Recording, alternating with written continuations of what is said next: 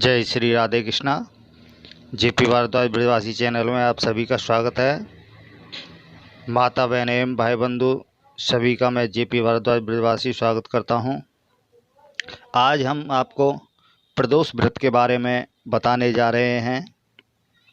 यह प्रदोष व्रत कैसे किया जाता है तथा इसकी विधि क्या है, इस प्रकार से हम सभी आपको बतला रहे हैं। उससे पहले जिस भाई बंधु एवं माता बहनों ने मेरे चैनल को सब्सक्राइब नहीं किया है, कृपया वे सभी सब्सक्राइब करें तथा बगल में लगा घंटी का बटन दबाएं और लाइक करें तथा कमेंट में लिख करके हमें अवश्य बताएं कि यह वीडियो आपको कैसा लगा। तो चलिए सबसे पहले प्रदोष व्रत की विधि के बारे में जानते हैं कि वह किस तरह से और किस प्रकार से किया जाना चाहिए। प्रदोष व्रत के दिन सुबह जल्दी उठ जाएं, नित्य कर्मों से निवृत्त होकर के भगवान श्री भोलेनाथ का स्मरण करें और व्रत करने का संकल्प करें। इस व्रत में आहार नहीं लिया जाता है। पूरे दिन उपवास रखकर सूर्यास्त से 1 घंटा पहले स्नान आदि कर साफ वस्त्र धारण कर लें, क्योंकि प्रदोष व्रत में शाम के समय पूजा की जाती है। पूजन स्थल में गंगा जल व स्वच्छ जल से शुद्ध कर लें। गाय के गोबर से लीपकर मंडप तैयार कर लें। अगर गाय के गोबर से लीपने की जगह ना हो तो गंगा जल छिड़क लें। अब इस मंडप में रंगोली बना लें। प्रदोष व्रत की आराधना करने के लिए कुशा के आसन का प्रयोग करें। उत्तर पूर्व दिशा की ओर मुख करके भगवान शंकर का पूजन करें। पूजन में भगवान शिव के मंत्र ओम नमः शिवाय का जाप करते रहें। अंत में प्रदोष व्रत कथा सुनकर शिव जी की आरती करें। इस व्रत को 11 या फिर 26 त्रयोदशी तक रखा जाता है और फिर इसका विधि विधान उद्यापन करना होता है। अब आइए आपको प्रदोष व्रत की कथा सुनाते हैं। प्राचीन काल में एक गरीब पुजारी हुआ करता था।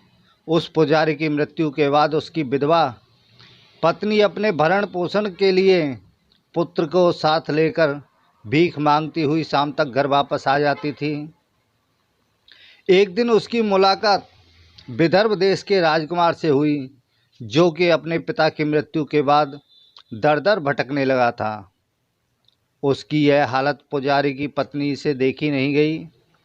वह उस राजकुमार को अपने साथ अपने घर ले आई और पुत्र जैसा उसे रखने लगी। उसने उसे अपना पुत्र ही मान लिया। तो एक दिन पुजारी की पत्नी अपने साथ दोनों पुत्रों को सांडिल ऋषि के आश्रम ले गई। वहाँ उसने ऋषि से शिवजी के प्रदोष व्रत की कथा एवं विधि सुनी तथा घर जाकर वह भी प्रदोष व्रत उसने किया तथा प्रत्येक महीने में वह व्रत करने लगी। तो एक बार दोनों बालक वन में घूमने चले गए। उनमें से पुजारी का बेटा तो घर लौट आया था, परंतु राजकुमार वन में ही रह गया। उस राजकुमार ने गंधर्व कन्याओं को कीड़ा करते हुए देखा। उनसे बात करने लगा। उस कन्या का नाम अशुमति था। उस दिन वह राजकुमार घर देरी से लौटा। तो दूसरे दिन राजकुमार फिर से उसी जगह पहुंचा जहां अंशुमति अपने माता पिता से बात कर रही थी। तभी अंशुमति के माता पिता ने उस राजकुमार को पहचान लिया तथा उससे कहा कि आप तो विदर्भ नगर के राजकुमार हो ना, आपका नाम धर्मगुप्त है। अंशुमति के माता पिता को वह राजकुमार पसंद आया और उन्होंने कहा कि शिवजी की कृपा से हम अपनी पुत्री का विवाह आपके साथ करना चाहते हैं। क्या आप इस बात के लिए तैयार हो?